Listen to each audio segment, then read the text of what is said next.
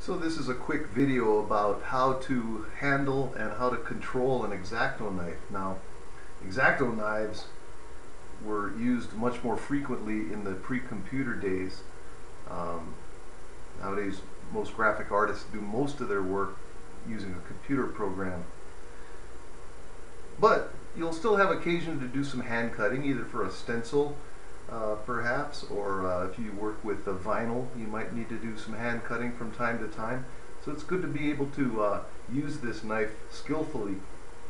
As you can see, this is a very old knife. I've had it for many years. They still make these, of course. I don't know if they still make them with these plastic handles, which I like.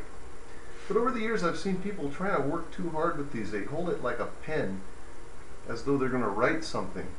And as you can see, you can't get much movement if you hold it tight like that, and there's no reason to, because unlike a pen where you need to go side to side, up and down, round and round, with a knife you only need to go in one direction, and that's toward yourself. So here's the contour that I want to cut, and I'll just start by putting this blade on the beginning of it. Now, the blade itself against the cutting surface will hold this knife steady. So my hand just needs to hold it with two fingers, my thumb and my index finger. I have it comfortably resting between them, and my index finger's on top of the blade.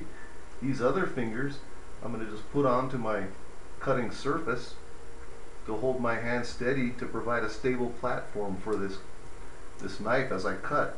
So when I want to make the cut, I just draw it steadily toward myself, following that contour. And if you want to go a little slower than this, you can. It's not a race. I'm just pressing hard enough to get through this piece of paper. If it were cardstock or something, you'd want to press a little bit harder. Or if it were a piece of thin film, you wouldn't have to press as hard. But remember, always hold it like this. This is very stable. Two fingers, and these three fingers stabilize your hand. Pull straight forward toward yourself. Make some practice cuts. Practice this a lot until you feel good about it. And you can cut any shape you want. If you have to turn the paper, to cut an angle or something, don't hesitate to do that, because you don't want to be going up here and down this way or anything. You want to pull toward yourself. So that's how you control an X-Acto knife, and I hope your next project goes well.